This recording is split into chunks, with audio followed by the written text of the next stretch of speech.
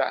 হাদি হত্যার আপনার মূল কিলার সে দেশে আছে না ভারতে গেছে? ভারত ডিনাই করেছে নাই, যায় নাই। তো তাহলে কোথায় আছে এটা শনাক্ত না করে একটা চার্জশিট দিয়েছে, সেটাতে নারাজি দিয়েছে। তারা আবার নতুন প্রোগ্রাম দিছে যে নারাজি দিছে, এটার বিচার না হওয়া পর্যন্ত তারা ইলেকশনে রাজি না, ইলেকশনে যেতেও রাজি না। তো এই সব সংকট যে তৈরি হয়েছে, এতে দেবপ্রিয় স্বাভাবিকভাবে সন্দেহ করতে পারে ইলেকশন নির্বিঘ্নে হয় কিনা। তারপরে ধরেন এই যে দায় মুক্তি দেওয়া হলো অভ্যুত্থানের শক্তিকে, কিন্তু এবারে ধরেন অভ্যুত্থান বলা হচ্ছে জুলাই আগস্ট। তো জুলাই আগস্টে যদি হয়, জুলাই আগস্টকে দায় মুক্তি দিল। আবার যুক্তির ক্ষেত্রে বলি, এটা তো পার্লামেন্টে আইনটা এই দায় মুক্তির আইনটা পাশ করতে হবে। তা আপনার কি রাজনৈতিক দলরা জানে? দুই হলো, আপনি জুলাই অগাস্টে দিলেন, এই যে প্রথম আলো ডেইলি স্টার যে আক্রমণ হলো, ভাঙচুর হলো, আগুন হলো, এটা এটা কিসে পড়বে? আপনার 5ই আগস্টের পরে পুলিশ স্টেশন গুলো জ্বালিয়ে দেওয়া হলো, অস্ত্র লুট হলো, এ দায়িত্ব কে নিবে? বুলডোজার দিয়ে 32 নম্বর ভাঙা হলো, সংসদ ভবন দখল হলো, এগুলো কি ফৌজদারি অপরাধ? এগুলোর কি হবে? আপনার যদি এটাই হয়, ধরেন যেমন স্বাধীনতা যুদ্ধের সময় জামাত ইসলাম পাকিস্তানি হানাদারকে সহযোগিতা করেছে, তাদের মাপ চাইতে বলা হয়, তা মাপ অন্যান্য ইনিয়া বিনিয়া শর্তযুক্ত করে। আবার কথা হলো গণহত্যার তো কোনো মাপ হতে পারে না। গণহত্যা ধর্মও তো বলে আপনাকে হত্যাকারী আপনাকে হত্যা করলে এটার মাপ নাই, এটা বিচার হবে, বিচার হবে। তো গণহত্যার আবার বিচার হয় কেমনে? আবার ফৌজদারি অপরাধের আবার কেমনে মাপ হয়? আমি তো বুঝি না। তো আমার কথা হচ্ছে যে এই যে করা হলো, এগুলো নিয়ে সব মিলে একটা ঘোলাটে অবস্থা তো আছে। এখন ধরেন অভ্যুত্থানের শক্তির ভিতরে কিন্তু রীতিমতো প্রতিযোগিতা।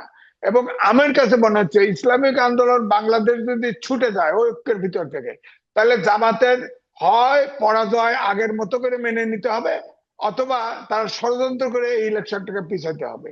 তৃতীয় আপনি দেখেন এনসিপি।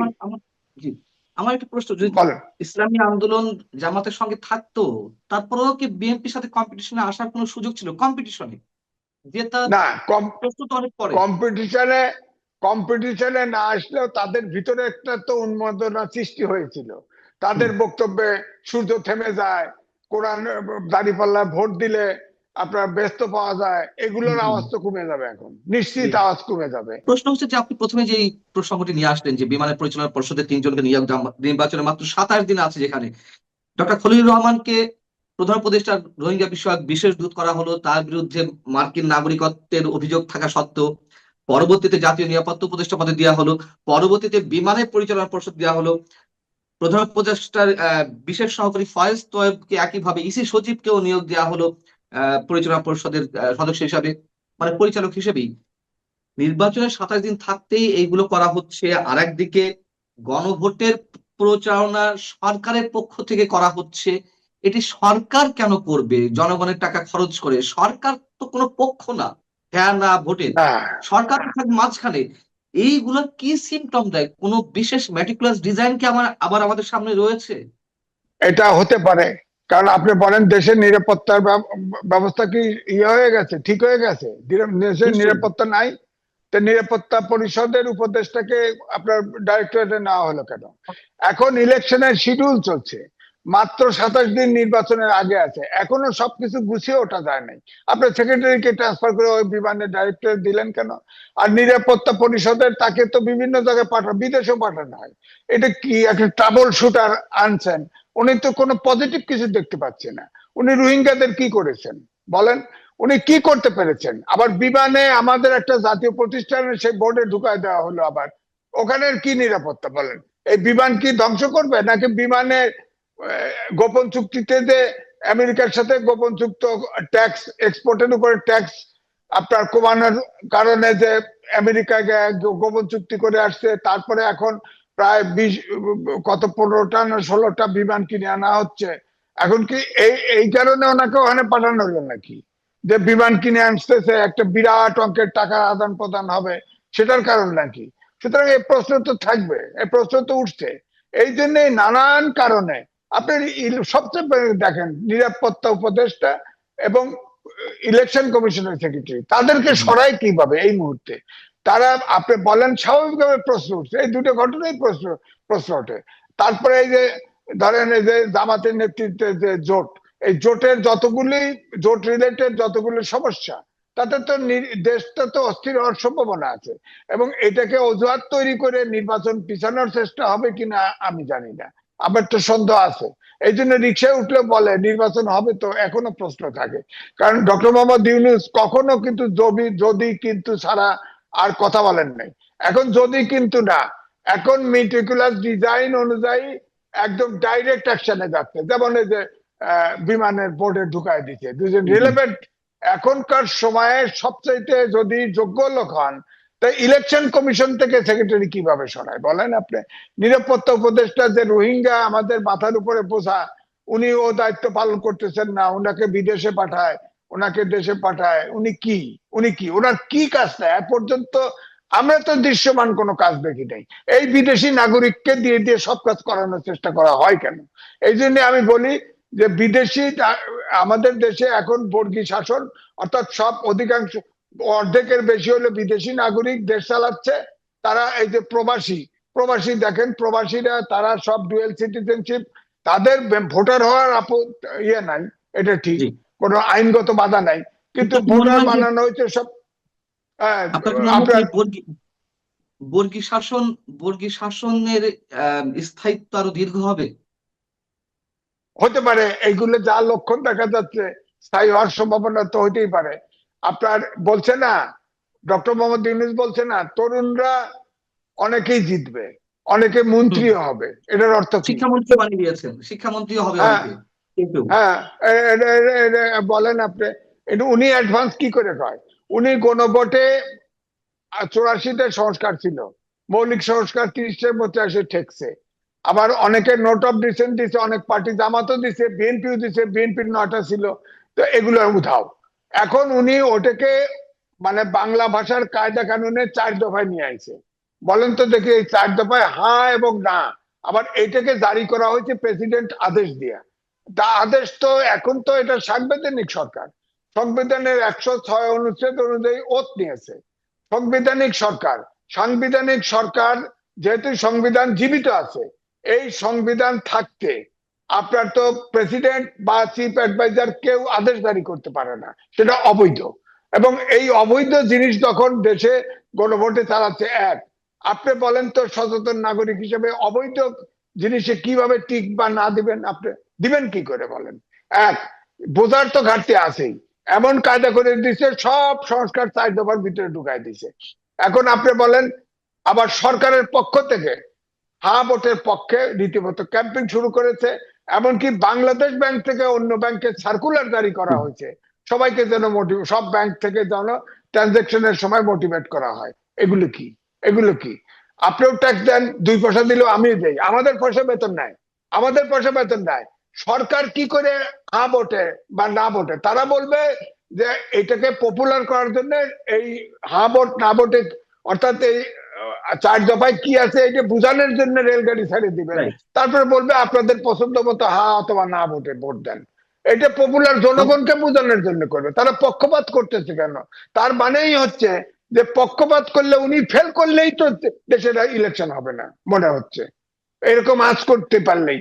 এই যে জামাতের এটা তো ফেল করে, তাদেরকে দিয়ে এনসিপি দিয়ে একটা ভেজাল বাজাবে তো, এবং তার প্রিপারেশন নিচ্ছে এই যে আপনার নিরাপত্তা উপদেষ্টা এবং ইলেকশন কমিশনের সেক্রেটারিকে সরাই দিল। বলেন আপনি, অন্য লোক পায় নাই, সরকারি কত লোক আছে তাকে দিতে পারতো না? ওখানে বোর্ডের ডাইরেক্টর, উপদেষ্টার মতো লোক ডাইরেক্টর কি করে হয়?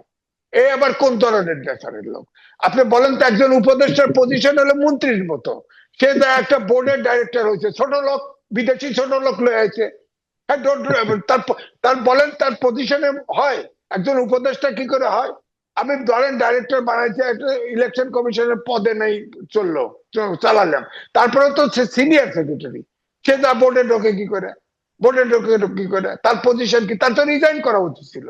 এই উপদেষ্টা খলিল, তারও রিজাইন করা উচিত ছিল যদি দিতেও চায়। রিজাইন তো করবে তার না, মর্যাদার প্রশ্নে সব জায়গায় পোক্ত হচ্ছে বরঞ্চ, রিজাইনের তো প্রশ্ন তো ওঠেই না, তারা তো রিজাইন করতে আসেনি।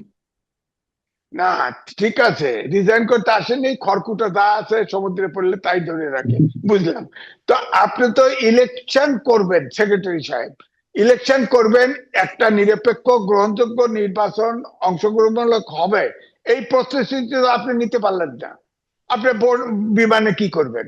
মানে বিমানকে আমেরিকার থেকে বিমান বোয়িং আসতেছে, এগুলোর কি শেয়ার ভাগাভাগি করে যাচ্ছেন নাকি? এই প্রশ্ন তো আসবে। তারপরে আসে নিরাপত্তা উপদেষ্টা, সে উপদেষ্টা কিন্তু খেয়াল করেন, তাকে নিচে ডাইরেক্টর, সে কি করে ওখানে ডাইরেক্টর যায়? সে উপদেষ্টা হয় কি করে? সে তো বিমানের উপদেষ্টা দিলে তাও তো একটা কথা ছিল। আর সে উপদেষ্টা, সে তো স্পেসিফিক দায়িত্বে আছে। রোহিঙ্গা হচ্ছে বাংলাদেশের সবচেয়ে বড় সমস্যা, সেই সমস্যার কোনো সমাধান সে করতে পারে নাই। তাকে ওই বোর্ডের ভিতরে কেন দিল? উদ্দেশ্যটা কি আপনি বলেন? উদ্দেশ্যটা কি? দুইটা জায়গায় গুরুত্বপূর্ণ ব্যক্তিকে নিয়ে ওখানে দিল। তারা যদি ব্যর্থ হয়, তাদের বিকল্প লোক নেন। তাদের বিমানের ডাইরেক্টর বানাবেন কেন? এবং তারাই বা কেমন মর্যাদা সম্পন্ন লোক, আত্ম বা মর্যাদা নাই, তারা ওই ডাইরেক্টর হিসেবে জয়েন করে দেয় ওখানে? বলেন আপনি।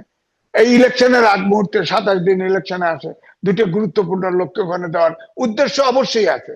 এই জন্যই দেবপ্রিয় সন্দেহ করতেছে, আমিও সন্দেহ করি যে তার এই মেট্রিকুলাস ডিজাইনের অংশ এটা কিনা কে জানে। এটা তো পরিষ্কার জানি না। এখন ধরেন আমেরিকার সাথে যে গোপন চুক্তি করলো, আপনি বলেন তো অন্তর্বর্তীকালীন সরকার গোপন চুক্তি করে, আপনি জানেন চুক্তি? আমি তো জানি না। আপনি তো অনেক কিছু খোঁচায় বেড়ান, আপনি তো জানেন না, আমরাও জানি না। তো গোপন চুক্তি কেন করলো? এটা কেন জানায় না? কেন জানায় না? এখনো জানায় না বলেন। আমি ফুট করে মাঝখানে দেখলাম যে 2 ডজন বিমান আসতেছে। বলেন টাকা কত? টাকা কত? আর টাকা আবার কি আবার ওনাদেরকে পাকিস্তান, পাঠাচ্ছে? আবার চীনের নিয়মিত পাকিস্তানের যুদ্ধ বিমান JF-17 আনার কথাবার্তা চলছে, এমন আমরা শুনতে চলছে, পাচ্ছি। বলছে। আমরা এখন শেষ এই করবো। মুহূর্তে, জি হ্যাঁ বলেন। এই জি এই জি। কারণে আমার কাছে মনে হচ্ছে মেটিকুলাস ডিজাইনের অংশ। আমার মনে হয় এইসব নিয়ে একটা ঝামেলা তৈরি হবে। তারপরে একটা অজুহাতে উনি বলবে আবার হয়তো ইলেকশন আরো পিছিয়ে দাও। ও আমাদের এবং এই সন্দেহটা হয় জিনিসটা কেন? 111-এর সময় 2 বার শিডিউল পিছিয়েছে, 10 দিন আগে সরকার পরিবর্তন হয়ে গেছে। এটাও উনি শেষেরটাও মনে রাখা উচিত। পিছাইতে পারে নির্বাচন, 111-এ উদাহরণ আছে, কিন্তু 10 দিন আগে সরকার বদলায় গেছে। এটাও কিন্তু ওনার হিসাবে রাখা উচিত। তার মানে শেষ রক্ষা না হতে পারে। এখন যদি অকারণে নির্বাচন পিছান, জনগণ তো ভোট দিতে রাজি। আপনার অভ্যুত্থানের শক্তির ভিতরে দ্বন্দ্ব দেখা যাচ্ছে। এখন অভ্যুত্থানের শক্তি দুইটা আছে। বিএনপি জি। আছে, বিএনপির সাইড বিএনপি ম্যানেজ করে ফেলছে, জামাতের সাইড ভাঙাচুরের মধ্যে আছে। এখন যদি একটা বাক্স বড় ব্যাংক ভোট চলে যায় সরে, তো জামাত তো নিশ্চিত ভাবে যে আমরা তো অপোজিশনেও নাই। ধরেন জাতীয় পার্টি অপোজিশনে, তাদের তো রায় হবে। এটা বলেন, এটাও ঝুলে আছে। হ্যাঁ, জাতীয় পার্টি গুলি কার্যকর করলো, তো করলে যে এর অনেকগুলি ওখানে কার্যকর হবে, ওখানে থাকবে। তাহলে না দিলে এগুলি কার্যকর হবে না এবং দেশে 72-এর সংবিধান থাকবে। এটাই আপনি বলেন কিভাবে? কারণ আগামী সংসদে সংসদ সদস্যরা যদি সংবিধানের পরিবর্তন আনে, তাহলে তো ওই সংবিধান আর থাকলো না। কাজে না দিলে এটা ভয় দেখাচ্ছেন কেন? আমার কথাটা হলো কি, ভয় দেখাচ্ছেন কেন? আর প্রধান উপদেষ্টা সবাইকে হাত দিতে অনুরোধ করেছেন, এটা কিন্তু একটা মারাত্মক, যারা এই বিজ্ঞাপনটা করেছে তাদেরকে আমি বলছি, এটা কিন্তু একটা মারাত্মক আত্মঘাতী আপনার প্রচারণা চালাচ্ছেন। কারণ প্রধান উপদেষ্টা যদি কোনো কিছুতে দেওয়ার জন্য সবাইকে অনুরোধ করে, আমার তো মনে হয় এটা বুমেরাং হয়ে যাবে। প্রধান উপদেষ্টা বলে যে সবাই মিলে হাত দেন, তাহলে প্রধান উপদেষ্টার উপর যারা ক্ষিপ্ত আছেন, বিরক্ত আছেন, তারা যে উল্টা যে না দিবেন, মানে আত্মঘাতী সিদ্ধান্ত কেন নিচ্ছেন আপনারা, আমি বুঝতে পারছি না। যাই হোক, এই যখন এটা ছাপা, এর যখন প্রচার হচ্ছে, তখন বিপরীত দিকে আমি সোশ্যাল মিডিয়ায় আরেকটা বিজ্ঞাপন দেখলাম, আরেকটা প্রচারণা দেখছি। সেখানে হলো যে গণভোটে না ভোট দিন, এরাও আবার প্রচারণা করছে যে আপনি না দেন, এবং না ভোট দিলে কি হবে সেটা বলে দিচ্ছে। যে যদি আপনি, দেখেন কী বলছে, যদি আপনি সংবিধানে বিসমিল্লাহ শব্দটি রাখতে চান, সংবিধানের শুরুতে পরম করুণাময় আল্লাহর প্রতি বিশ্বাস লেখাটি চান, দেশের গণতান্ত্রিক ব্যবস্থা চান, পূর্বের মতো আইন শৃঙ্খলা পরিস্থিতি চান, অর্থনীতি ও বাণিজ্য স্থিতিশীলতা চান, মব মুক্ত ও সুবিচারের বাংলাদেশ চান, বাংলাদেশকে সার্বভৌম দেখতে চান, তাহলে আপনারা সবাই না ভোট দিন। আচ্ছা, এই যে প্রচারণাটা হচ্ছে, এই প্রচারণাটা কি গ্রহণযোগ্য? না ভোট দিলে কি আপনি কি পাবেন? ধরেন পূর্বের মতো আইন শৃঙ্খলা পরিস্থিতি চান, অর্থটা কি? পূর্ব মানে কোন পূর্বে? আওয়ামী লীগের আমলের? আওয়ামী লীগের আমলে আইন শৃঙ্খলা পরিস্থিতি খুব ভালো ছিল, তখন কি লোকজনকে নিয়ে গুম করতেন না আপনারা? গুম তো হতো। তাহলে ওই আইন শৃঙ্খলাকে আপনি চান? আমি চাই না তো ভাই।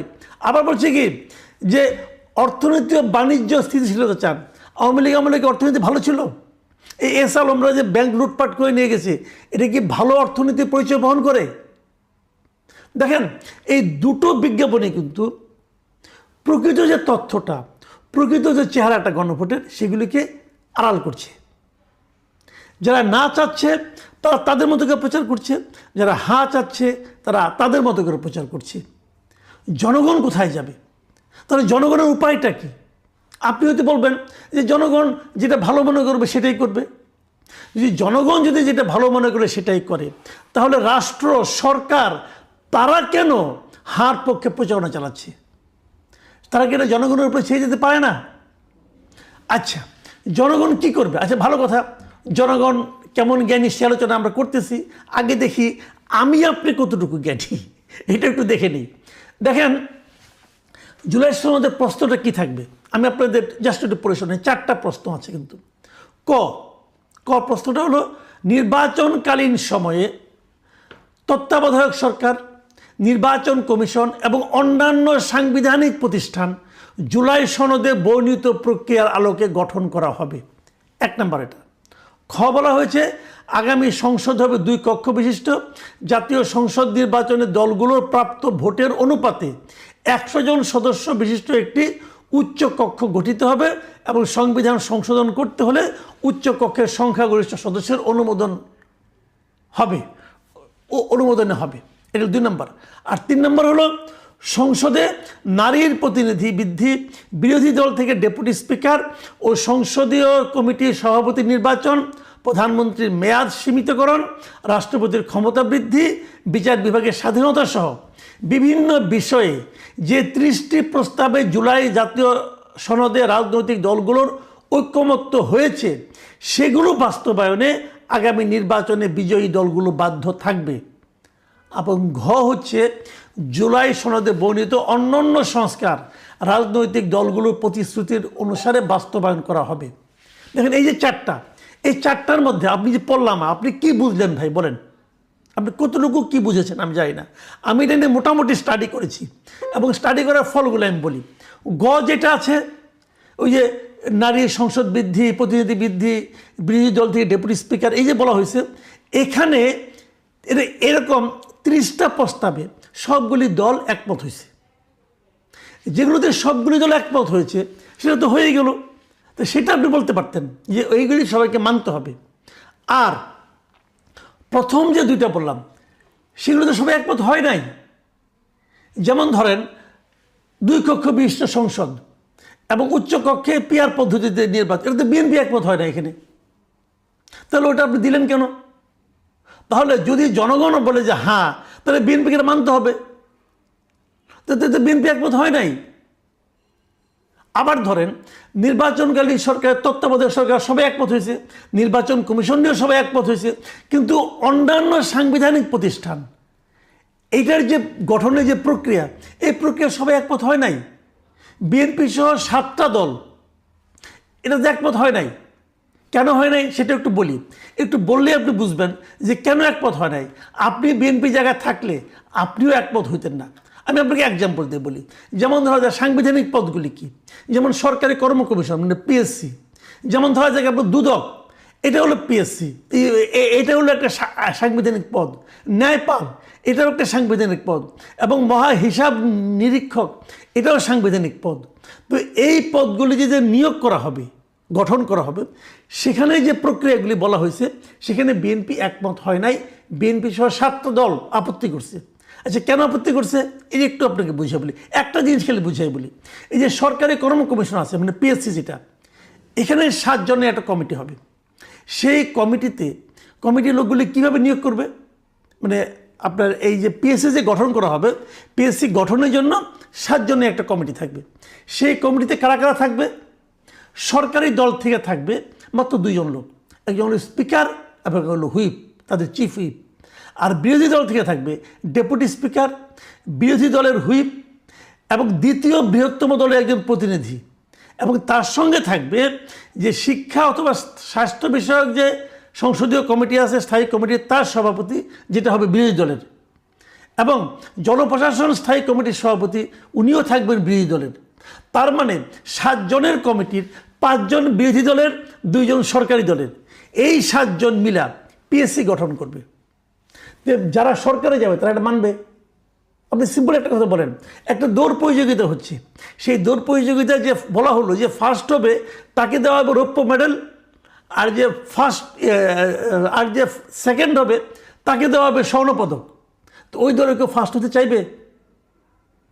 যাদেরকে জনগণ ভোট দিয়ে সরকার বানাতে পাঠালো তারা এই কমিটিগুলি নির্ধারণ করবে না, এই কমিটিতে কারা থাকবে না থাকবে এগুলো নির্ধারণ করবে বিরোধী দলরা। তাহলে কি সরকারি দল এটা মানবে? এটা হয় না। তাহলে আমাকে আপনি বলেন, যেগুলোতে বিএনপি সহ 7টা দল নোট অফ ডিসেন্ট দিয়েছে সেগুলোর উপর যদি আপনি গণভোট করেন, তাহলে বিএনপি সহ তাদের নোট অফ ডিসেন্টের মূল্য কী রইল? এবং সেখানেও তো আপনি আপনার মতো বলেছেন যে 2 এবং 5, বিএনপি হয়তো 3 অথবা 4 হলে মানত। জনগণকে আপনি অপশন 2 অথবা 5 দিলেন কেন? 6 অথবা 1 দেন, 6 বনাম 1 দেন, তত আপনি দেননি। তার মানে এই আলী রিয়াজ সাহেবরা ওনারা একটা প্ল্যান করেছেন, সেই প্ল্যানটা বাস্তবায়নের জন্য এখন তারা জনগণের সঙ্গে দিয়ে দিয়েছে। ছোটোবেলায় একটা কৌতুক শুনতাম, মনে আছে কিনা আপনি জানি না, এক ছেলে ওষুধ খাচ্ছে না কিছুতেই, তার ট্যাবলেট দেয়, সে খেলে ফেলে দেয়। তোর মা করলো কি, একটা বুদ্ধি করলো, একটা রসগোল্লা নিয়ে আসছে, রসগোল্লার ভেতরে ট্যাবলেটটাকে ঢুকিয়ে দিয়েছে, ঢুকিয়ে দেওয়ার পর বলছে বাবা রসগোল্লাটা খেয়ে ফেলো। তো ছেলে বলে বাবা ঠিক আছে মা তুমি রাখো, আমি পরে খাচ্ছি। কিছুক্ষণ পর মা আসছে, আসে দেখে রসগোল্লাটা খেয়ে ফেলছে, সে খুব খুশি। বাবা তুমি রসগোল্লাটা ঠিক মতো খেয়েছো তো? হ্যাঁ মা আমি খেয়েছি, তবে ভেতরে একটা বিচি ছিল, বিচিটা ফেলে দিয়েছি। তো এই আলী রিয়াজ সাহেব, ডক্টর ইউনূস, ওনারা মিলেমিশে আমাদেরকে দুইজনই ট্রাম্প সরকারের উচ্চ পর্যায়ের মার্কিন কূটনীতিক, পররাষ্ট্র নীতি ও মানবাধিকার বিষয়ে পরিচিত মুখ।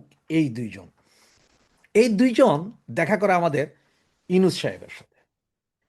এবং আপনারা এখন এই মুহূর্তে যদি যান, আপনারা ইউনূস সাহেবের ফেসবুক পেজ, যেটা মানে গভর্নমেন্ট অ্যাডভাইজার বাংলাদেশ, সেখানে গেলে দেখবেন দেখা হয়েছে পরশুদিন সন্ধ্যা 6টায়, যেখানে ইউনূস সাহেব প্রতি সেকেন্ডে কার সাথে দেখা হয়, কে আসে, এটা খুব দ্রুত কিন্তু উনি দেয়।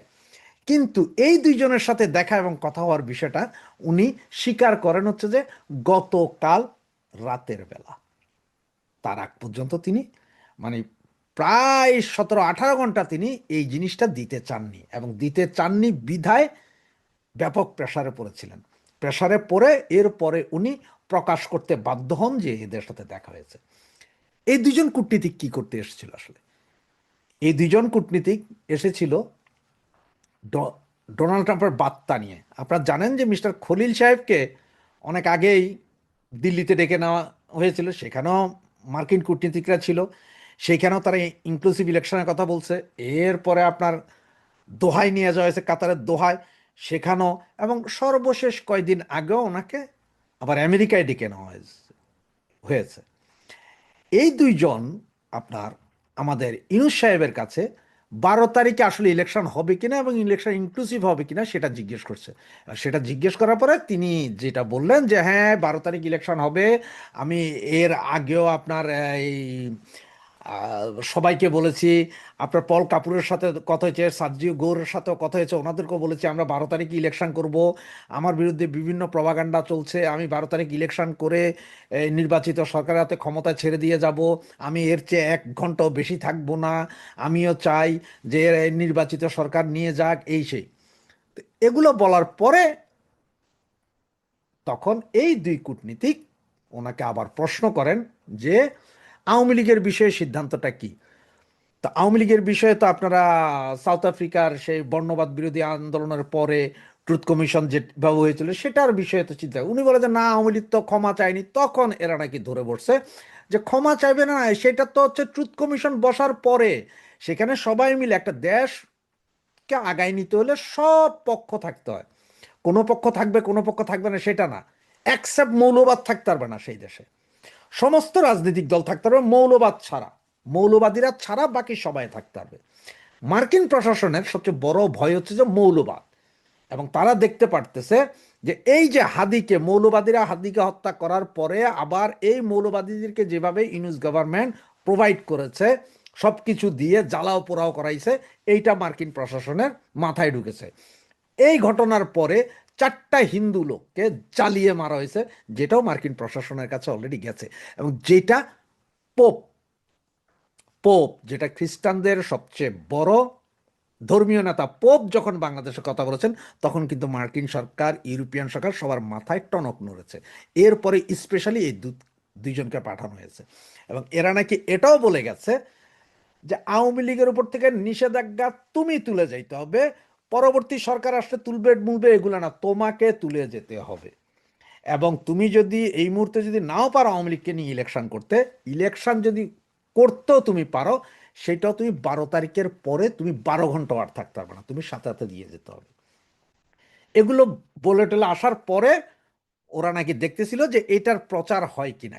কমে যাওয়ারও সম্ভাবনা আছে, এবং এই যে সেটা, এবং এনসিপিরও ক্ষতি হয়েছে। এনসিপি কে লোকে আশা করে নাই যে তারা জামাতের সাথে গাঁটছড়া বাঁধবে। জি, আচ্ছা, আমরা একটু অন্য একটা প্রসঙ্গে যাই। ইলেকশনের একটা বড় বিষয় হচ্ছে গণভোট। জুলাই সনদের পক্ষে জনগণের কি অবস্থান হবে, হ্যাঁ অথবা না, এটা। এবং এটা আমরা দেখতে পাচ্ছি যে সরকার নিজে একটা পক্ষ হয়ে গিয়েছে, এবং তারা গণভোটের পক্ষে নানাভাবে প্রচারণা চালাচ্ছে।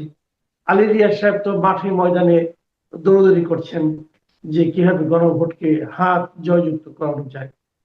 তো আবার কেউ কেউ এমনও বলছে যে সরকার যত বেশি, প্রথমত একটা প্রশ্ন উঠেছে যে সরকার এটা করতে পারে কিনা। আপনি এই প্রশ্নের জবাব আমাকে দিবেন, তার সঙ্গে আমি আরেকটা প্রশ্ন জুড়ে দিচ্ছি।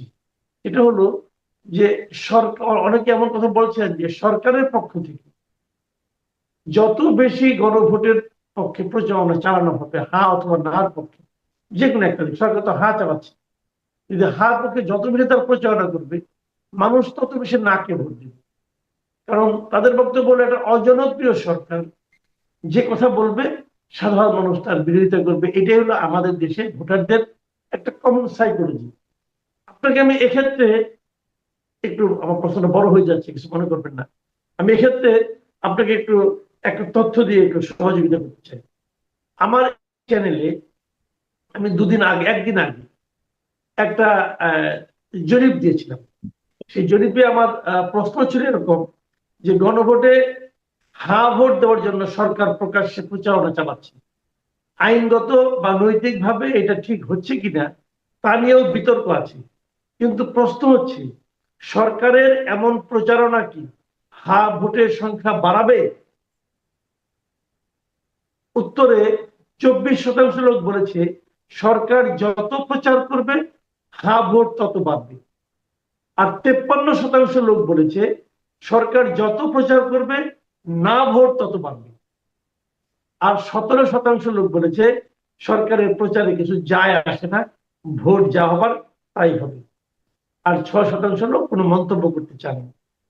আপনার কি মনে হয়, এটা কি তাদের কাজটা নৈতিক হচ্ছে?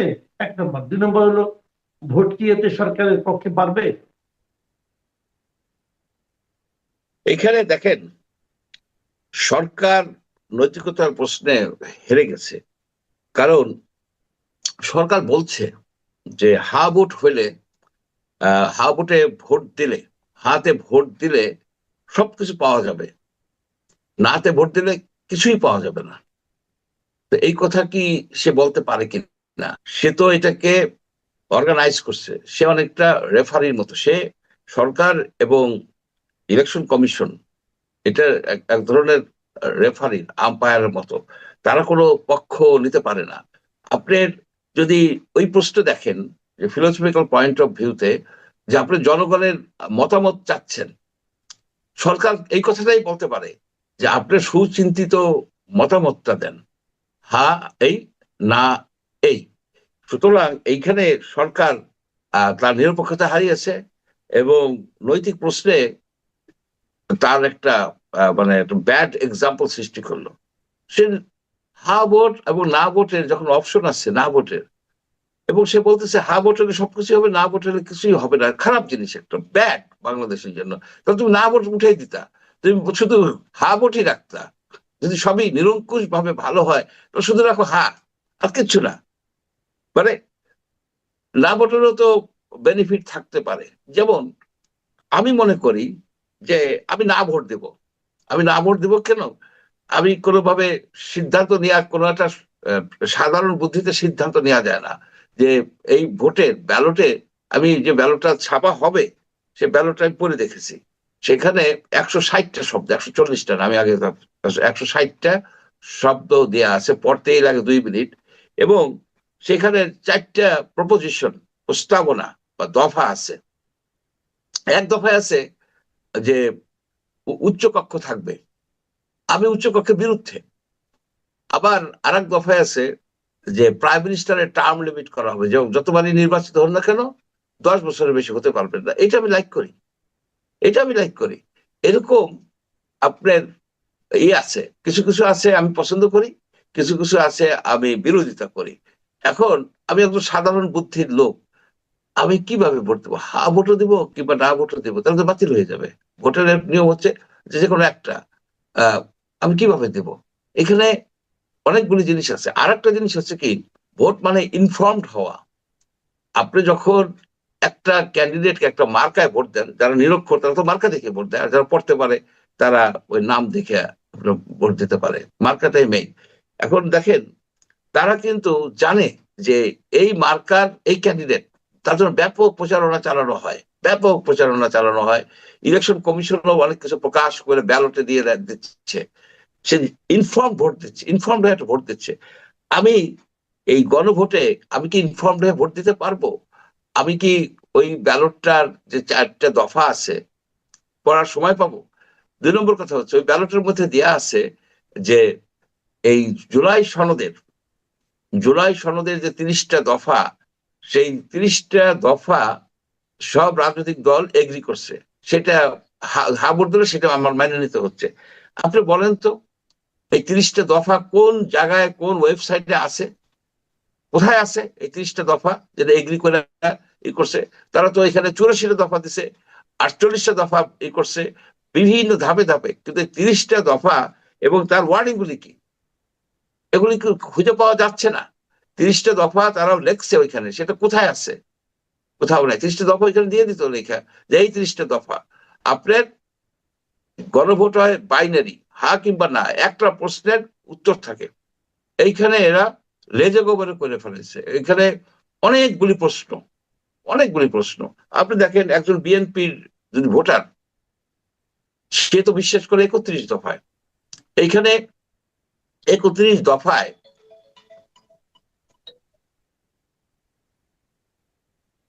এইখানে 31 দফায়